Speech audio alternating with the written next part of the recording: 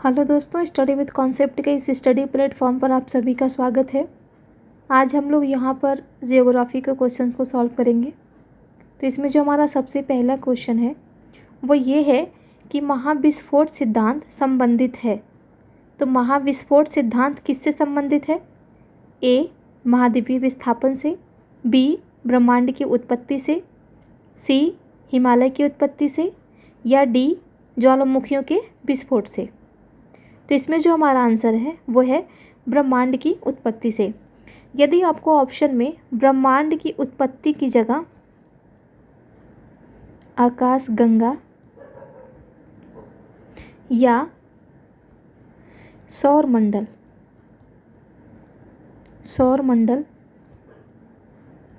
की उत्पत्ति से दिखे तो ऑप्शन आपका ये होगा, या तो ये देगा या फिर ये देगा। तो इन तीनों, यहाँ तो ब्रह्मांड दिया है, अगर ब्रह्मांड की जगह आकाशगंगा दिया है तो आपका आंसर आकाशगंगा होगा, या सौरमंडल दिया है तो आपका आंसर सौरमंडल होगा। अगला है, बिग बैंग सिद्धांत निम्नलिखित के उद्भव की व्याख्या करता है। यानी बिग बैंग सिद्धांत किसके उद्भव की व्याख्या करता है? ए, स्तनधारी जीव का, बी, हिमयुग का, सी, ब्रह्मांड का, डी, महासागर का। तो ये जो करता है ये करता है ब्रह्मांड की उद्भव की व्याख्या करता है। अगला क्वेश्चन है, आकाशगंगा वर्गीकृत की गई है। यानी आकाशगंगा का आकार किस प्रकार का है, या आकाशगंगा के आकार को किस रूप में वर्गीकृत किया गया है? तो ए है सर्पिलाकार गैलेक्सी के रूप में, बी, विद्युत गैलेक्सी के रूप में, सी, अनियमित गैलेक्सी के रूप में, या गोलाकार गैलेक्सी के रूप में। तो इसका जो आंसर है वो है ए, सर्पिलाकार गैलेक्सी के रूप में। अब देखिए यहाँ पर क्या है कि ये बिल्कुल गोल नहीं है। आकाशगंगा जो है वो गोल नहीं है, ये अंडाकार है। अंडाकार कुछ इस तरीके का स्ट्रक्चर होता है। ये पानी का बूंद बन जा रहा है मेरे से, आप लोग समझ लीजिएगा, अंडाकार होता है, अंडाकार। इसका सर्पिलाकार गैलेक्सी के रूप में अगर हम इसका पूरा नाम देखें तो इसका पूरा नाम है दंड सज्जित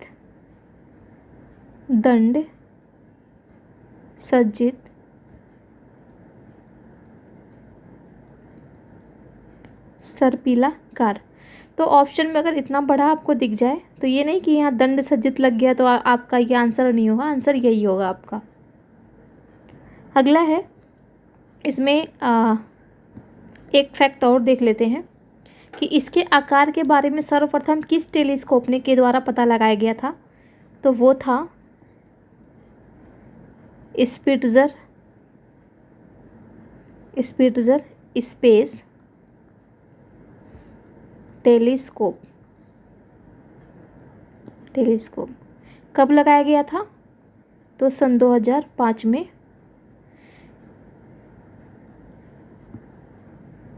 लगाया गया था।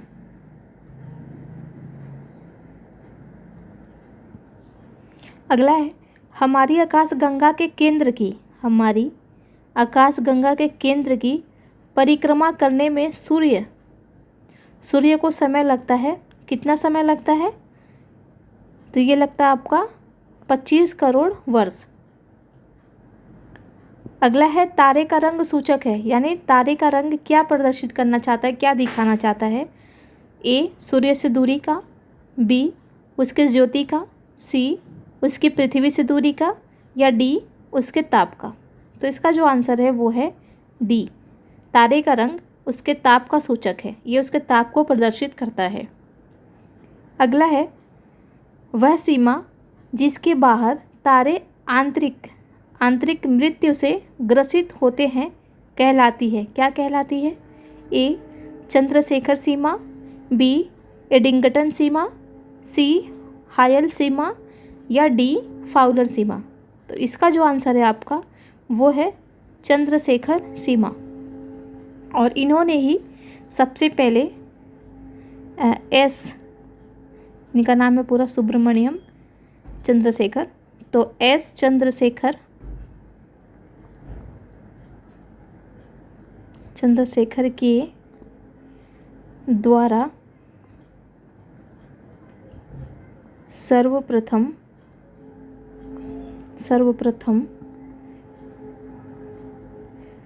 ब्लैक होल की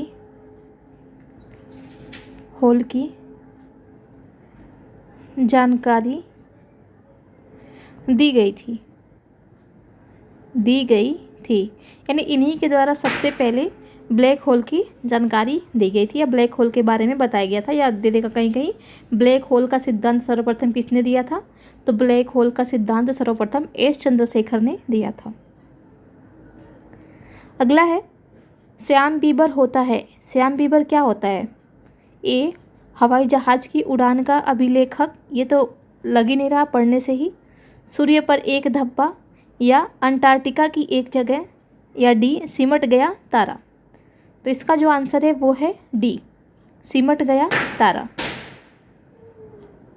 अगला क्वेश्चन है तारों के कारण घटित आकाशीय परिघटना कौन है? यहाँ पर पूछ रहा है कौन है। ए ओजोन छिद्र, सी इंद्रधनुष, बी कृष्ण विवर, या डी धूमकेतु। तो ये है आपका कृष्ण विवर।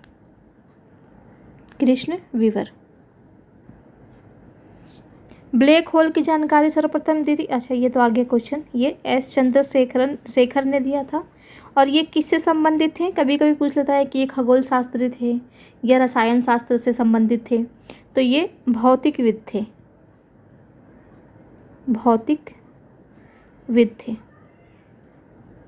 इनका पेशा भौतिकविद का था।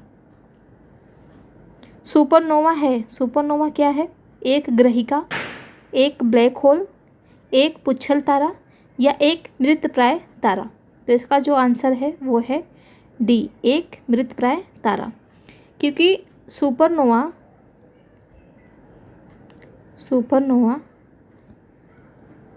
विस्फोट के कारण तारा मृतप्राय हो जाता है। यानी जब भी सुपरनोवा विस्फोट होता है तब तारा जो है वो मृतप्राय अवस्था को प्राप्त होता है। तो यहाँ पर देख सकते हैं यानी सुपरनोवा क्या है, तो एक मृतप्राय तारा है। अगला है हमारे अंतरिक्ष में कितने तारामंडल हैं? अंतरिक्ष में कितने तारामंडल हैं? ए 87, बी 88, सी 89, डी 90। तो इसका जो आंसर है वो है 88, 88। अगला है निम्नलिखित में से कौन सी खगोलीय वस्तु नहीं है? यहाँ पर कह रहा खगोलीय वस्तु नहीं है। तो यहाँ आपको सबसे पहले तो क्वेश्चन को पूरा पढ़ना है आपको, है नहीं है। ए पल्सर, बी भंगुर तारा, सी कृष्ण मास्टर, डी क्वासर। ये क्वास्कर नहीं है, ये क्वास्कर एक साइंस में आता है, एक रोग होता है, वो नहीं है यहाँ पर, ये क्वासर है, क्वास्कर नहीं है। तो इसका जो आंसर होगा आपका वो होगा सी, क्योंकि कृष्ण मास्टर भी नहीं है। यहाँ पर कृष्ण मास्टर दिया है, जबकि यहाँ पर क्या है, कृष्ण वीवर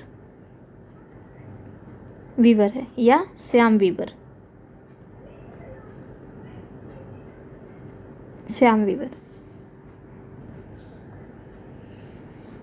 अगला है निम्नलिखित में से कौन अंतरिक्ष में नहीं पाया जाता? अंतरिक्ष में नहीं पाया जाता। पल्सर, ये तो पाया जाता है। Brittle star, black hole, Quasar. तभी हमने देखा दो तो पाए ही जाते हैं, एक तो पल्सर और एक आपका हो गया क्वासर। ये तो होगा ही नहीं, ब्लैक होल भी हम पढ़ते ही आ रहे हैं, ये भी नहीं होगा। हमारा आंसर होगा ब्रिटल स्टार। ये क्या है, तो ये एक समुद्री जीव है, समुद्री जीव है जो सी स्टार की तरह दिखाई देता है, सी स्टार की तरह दिखाई देता है। अगला है एक निश्चित आकृति में व्यवस्थित ताराओं का समूह कहलाता है, यानी एक निश्चित आकृति में व्यवस्थित ताराओं का समूह कहलाता है? ए आकाशगंगा, बी नक्षत्र, डी सी एंड्रोमेडा और डी सौरमंडल। तो इसका जो आपका आंसर है वो है बी नक्षत्र कहलाता है। ये क्या होता है? नक्षत्र ये बराबर चमकीले तारों का समूह होता है। ऐसा नहीं कि एक तारा ज़्यादा चमकीला है तो दूसरा उससे कम है, ये सब बराबर ही होते हैं, जिसे तारामंडल भी कहते हैं। तारामंडल, जिसे तारामंडल दे या आपका नक्षत्र दे, नक्षत्र कहते हैं। अगला है, हब्बल अंतरिक्ष टेलीस्कोप ने पहली बार एक दूरस्थ तारे के सतह की छाया भेजी है। तारे का नाम है?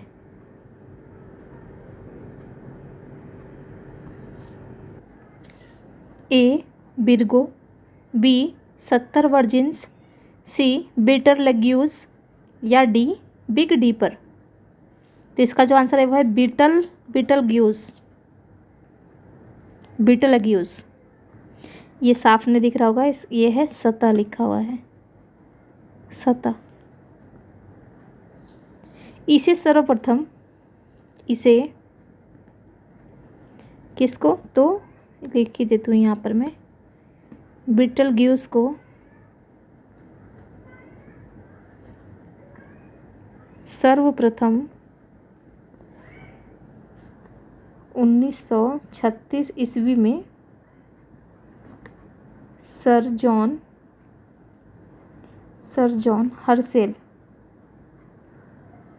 हर्सेल द्वारा देखा गया था,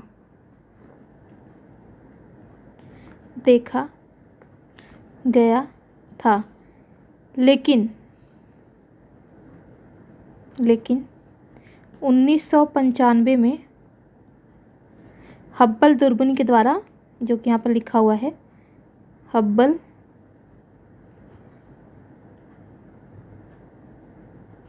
दूरबीन के द्वारा इसका चित्र लिया गया था। इसका सर्वप्रथम चित्र लिया गया था, चित्र लिया गया था।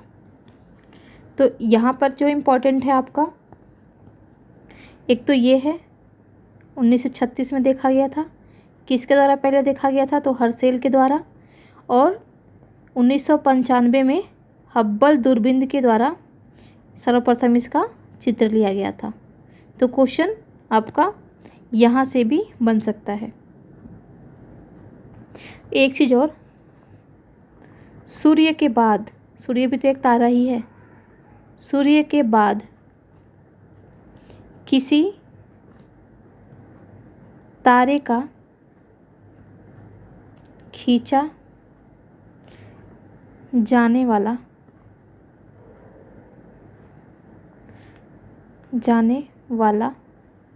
यह प्रथम चित्र था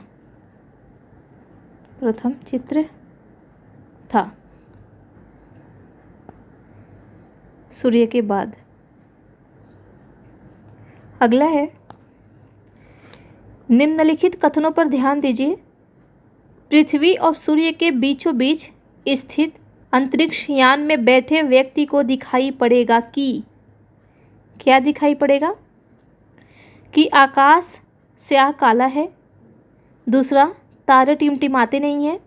तीसरा, अंतरिक्ष यान के बाहर का ताप पृथ्वी तल के ताप से कहीं अधिक है। ये तो है ही नहीं, इसका तो ये तो गलत है। तो आप 3, 3 और 3 एलिमिनेट कीजिए, आपका 1 और 2 आंसर आ गया यहाँ पे। तो ये तो ठीक है, काला दिखाई देता है। तारे टिमटिमाते नहीं हैं, क्यों नहीं तारे वहाँ पर टिमटिमाते हुए दिखाई देते हैं? तो वहाँ पर वायुमंडल हीनता के कारण, वायुमंडल हीनता के कारण तारे टिमटिमाते नहीं दिखाई पड़ते, नहीं दिखाई पड़ते। अगला है प्रकाश वर्ष इकाई है किसका, ये तो सभी को पता होगा, दूरी का। अगला है यदि एक प्रेषक तारों को क्षितिज से लंबवत उठते देखता है तो वह अवस्थित होता है, यानी कहाँ पर अवस्थित होता है अगर वो क्षितिज से लंबवत उठ रहा है तो। पहला विषुवत रेखा पर, दूसरा कर्क रेखा पर, तीसरा दक्षिण ध्रुव पर और चौथा उत्तर ध्रुव पे। तो इसका जो आंसर है वो है विषुवत रेखा पर। क्यों? क्योंकि तारे उत्तर दक्षिण खगोलीय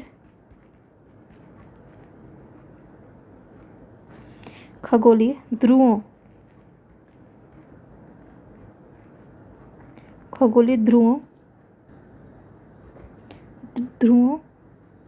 के चारों ओर खगोलीय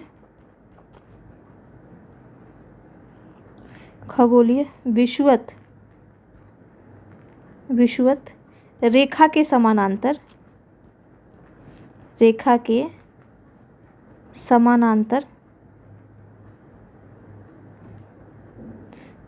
चक्कर लगाते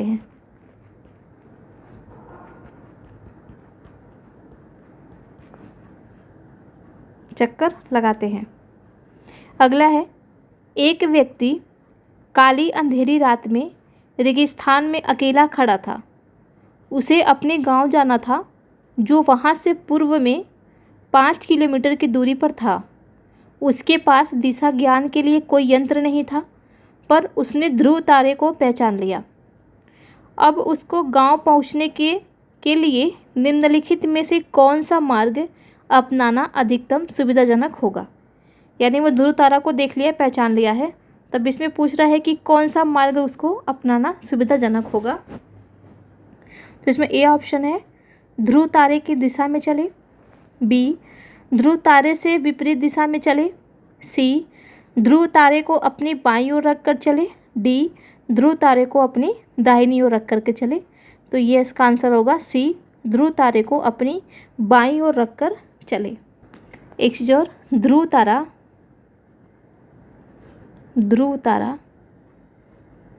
सदैव उत्तर दिशा में चमकता है।